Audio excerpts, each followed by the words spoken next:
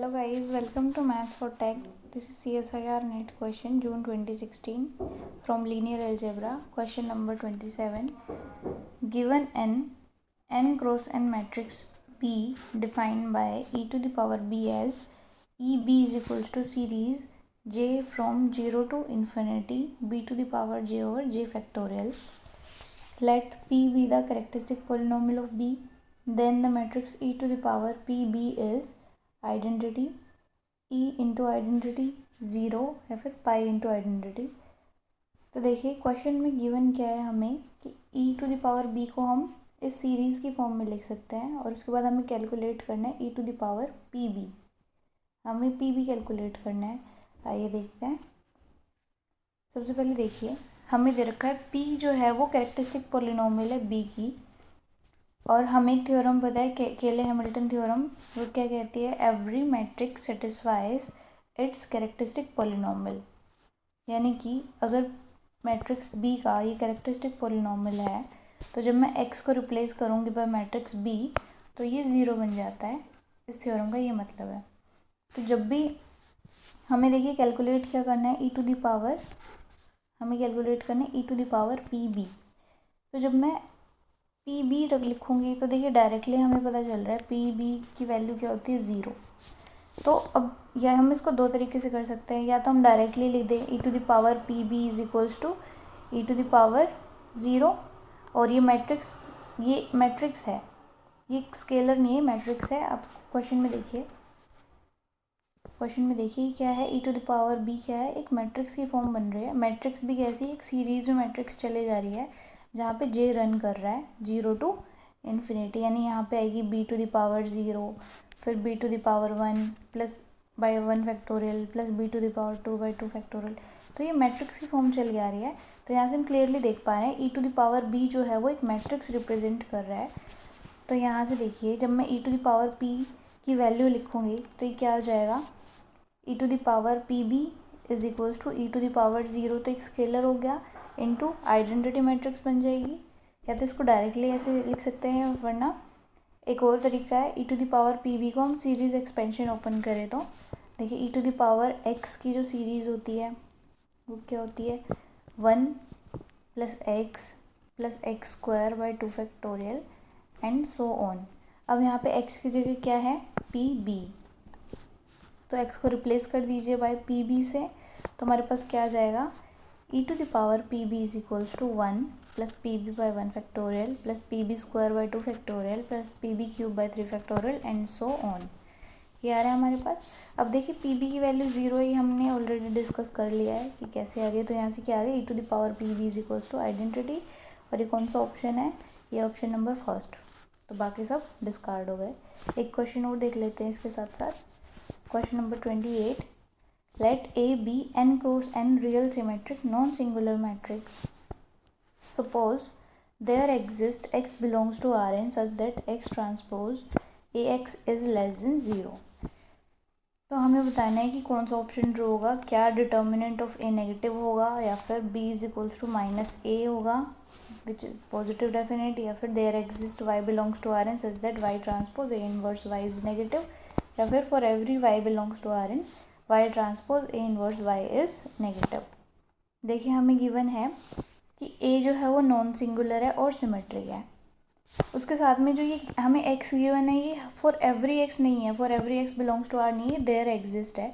यानी कि हमें कोई एक ऐसा x Rn का एलिमेंट भी मिल जाए जो ऐसे प्रोडक्ट करने पे नेगेटिव बन रहा है, तो उसके लिए हमें वर्क करना है। तो यहाँ से देखिए एक चीज़ तो क्लियर है, ये फॉर एवरी नहीं है, तो कोई हम एक पर्टिकुलर केस ले लेंगे, सोल्व करेंगे तब फॉर काउंटर एग्जांपल्स। आइए देखते हैं। पहला ऑप्शन देखेंगे हम, पहला ऑप्शन डिस्कस करते हैं। हमें देखना है कि ए नॉन सिंगुलर है, सिमेट्रिक है, और ऐसा कोई एलिमेंट एग्जिस्ट कर रहा है जिसका प्रोडक्ट, इस तरह का प्रोडक्ट जो है वो नेगेटिव बन रहा है। तो क्या उस मैट्रिक्स का डिटर्मिनेंट नेगेटिव होता है, आइए देखते हैं। सबसे पहले मैट्रिक्स ले लेते हैं, A is equals to minus identity. Clearly देखिए इस हम कोई भी वेक्टर ले लेते हैं x1 x2, तो x1 x2 को जब हम मल्टीप्लाई करेंगे इस मैट्रिक्स के साथ, और x1 x2 का ट्रांसपोज ये आता है, तो यहाँ से देखिए x1 x2 का इस मैट्रिक्स के साथ मल्टीप्लिकेशन क्या हो जाएगा, x1 minus x1 minus x2। अब ये मैट्रिक्स है, इसका हम मल्टीप्लिकेशन कराते हैं इसके साथ, तो क्या आ जाएगा minus x1 square minus x2 square, यानी कि minus of x1 square plus x2 square. ये टर्म हमेशा पॉजिटिव रहेगी और बाहर नेगेटिव है तो ये हमेशा नेगेटिव रहेगी। तो ये हमारी जो हाइपोथेसिस है गिवन वो सेटिस्फाई कर रहा है, इसका मतलब मैट्रिक्स जो हमने लिए ये करेक्ट लिए। हम आगे इसमें कंटिन्यू कर सकते हैं। तो अब देखिए इसका डिटर्मिनेंट देखना है, हमें डिटर्मिनेंट चेक करना था। इसका डिटर्मिनेंट क्या होगा, -1 इंटू -1 विच इज़ +1। लेकिन ऑप्शन में क्या कह रहा था, determinant of A is negative. First यही था डिटर्मिनेंट ए नेगेटिव, बट ये डिस्कार्ड हो गया। सेकंड देखिए, सेकंड कह रहा है कि जो हमने मैट्रिक्स ली है ए, इसका नेगेटिव अगर हम कर दें तो ये बन जाती है पॉजिटिव डेफिनेट मैट्रिक्स।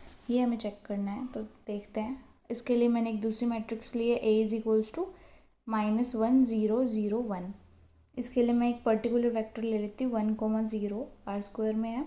तो एक्स ट्रांसपोज एक्स जब हमने कैलकुलेट किया तो हमारे पास आएगा ये मल्टीप्लाई करके -1, तो नेगेटिव है, तो हाइपोथेसिस हमारी सेटिस्फाई कर रहे हैं। अब हमें देखना है जब हम इस मैट्रिक्स के आगे नेगेटिव लगा देते हैं तो क्या ये पॉजिटिव डेफिनेट बन जाती है। देखिए -a हमने कैलकुलेट किया, -a कैलकुलेट करेंगे तो मैट्रिक्स के आगे नेगेटिव है, तो यहाँ से क्या आ जाएगा, जो नेगेटिव अंदर जो नेगेटिव एंट्रीज है वो पॉजिटिव और जो पॉजिटिव नेगेटिव, तो ये क्या आ जाएगा 1, 0 और सॉरी रो आ जाएगी 1 माइनस पॉजिटिव 1 0 और सेकेंड रो आ जाएगी 0 -1। तो ये मैट्रिक्स आ रही है। क्या ये पॉजिटिव डेफिनेट मैट्रिक्स है, नहीं, क्योंकि इसकी जो आइगन वैल्यूज है वो एक पॉजिटिव और दूसरी नेगेटिव है। लेकिन पॉजिटिव डेफिनेट में क्या होता है, पॉजिटिव डेफिनेट में होता है दोनों ही पॉजिटिव होनी चाहिए, तो यहाँ से ऑप्शन डिस्कार्ड हो जाएगा। नेक्स्ट ऑप्शन देखिए, नेक्स्ट ऑप्शन देखते हैं। नेक्स्ट ऑप्शन में है there exist y belongs to Rn such that y transpose A inverse y is negative. और फोर्थ कह रहा है फॉर एवरी y, तो हमें चेक करना है कि क्या हर एलिमेंट के लिए सेटिस्फाई करेगा या फिर कुछ एलिमेंट के लिए सेटिस्फाई करेगा। देखिए यहाँ से ये तो डिस्कार्ड हो गया, ये भी डिस्कार्ड हो गया, ये देख लेते हैं दोनों। थर्ड ऑप्शन देखिए, सबसे पहले तो y मेरा जो a है वो क्या है, a is equals to this matrix, ये सेटिस्फाई कर रहे हैं हमारी सारी कंडीशंस को। तो देखिए a इनवर्स कैलकुलेट कर लेते हैं। a इनवर्स क्या आ जाएगा, a इनवर्स भी यही मैट्रिक्स आ जाएगी, a is equals to a inverse आ रहा है, ठीक है। अगर आप चाहे तो आप इसका इसी के साथ प्रोडक्ट करके देख सकते हैं, आइडेंटिटी मैट्रिक्स आ जाएगी, इसका मतलब ये खुद का इन्वर्स है, सेल्फ इन्वर्स है, तो a इनवर्स भी यही आ रहा है। अब हम वेक्टर ले लेते हैं, मान लीजिए वेक्टर मैंने लिया 2, 1, तो कैलकुलेट करते हैं y ट्रांसपोज ए y, तो ये क्या आ जाएगा 2, 1 इंटू दिस मैट्रिक्स इंटू 2, 1। जब हम इसका प्रोडक्ट करेंगे तो देखिए क्या आएगा -2, 1 इंटू दिस मैट्रिक्स, और इनका प्रोडक्ट करेंगे तो क्या आ जाएगा -4 + 1 विच इज़ नेगेटिव। ठीक है, एक ऐसा y सेटिस्फाई कर रहा है, ठीक है। हमें चेक करना है फॉर ऑल आएगा या फिर देयर एग्जिस्ट आएगा। तो देयर एग्जिस्ट तो हो रहा है, एक एलिमेंट तो आ ही रहा है, और देख लेते हैं। एक हमने ले लिया y इज इक्वल्स टू 1, 2, इसका प्रोडक्ट देखिए मल्टीप्लिकेशन करके ये आएगा हमारे पास पॉजिटिव, इसका प्रोडक्ट आ रहा है हमारे पास पॉजिटिव, तो यहाँ से क्या आ गया कि ये तो नेगेटिव आ नहीं रहा, तो मतलब हमारे पास फॉर एवरी नहीं होगा, हमारे पास देयर एग्जिस्ट होगा, यानी कि कुछ ही एलिमेंट्स ऐसे होंगे सच that y transpose A inverse y is negative. तो यहाँ से ऑप्शन नंबर 3 ठीक हो गया है और बाकी 4 डिस्कार्ड हो गया। थर्ड ट्रू है, बाकी डिस्कार्ड हो गए। और अगर हम डायरेक्टली देखें तो देखिए अगर फोर्थ ऑप्शन क्या कह रहा है फॉर एवरी, अगर फोर्थ ऑप्शन ट्रू हो गया तो थर्ड ऑप्शन अपने आप ट्रू हो जाता, क्योंकि अगर हर एलिमेंट के लिए चीज़ सेटिस्फाई हो रही है कंडीशन, तो देयर एग्जिस्ट के लिए भी तो सेटिस्फाई होगा ना, यानी कि पूरे Rn के लिए अगर ये चीज़ सेटिस्फाई है तो कुछ पर्टिकुलर एलिमेंट्स के लिए भी सेटिस्फाई होगा। तो यहाँ से क्या आ जाता, अगर फोर्थ ट्रू होता तो थर्ड भी ट्रू हो जाता, लेकिन ये MCQ है तो यहाँ से डायरेक्टली हम ये डिस्कार्ड कर सकते हैं कि फोर्थ ऑप्शन ट्रू नहीं हो सकता, अदरवाइज़ थर्ड भी ट्रू हो जाता, इसलिए थर्ड ऑप्शन ट्रू है। हमें ज़रूरत नहीं थी सॉल्व करने की, बट अभी एक्सप्लेनेशन हमारे लिए ज़रूरी है, हमें पता होना चाहिए रीज़न, तो ये था।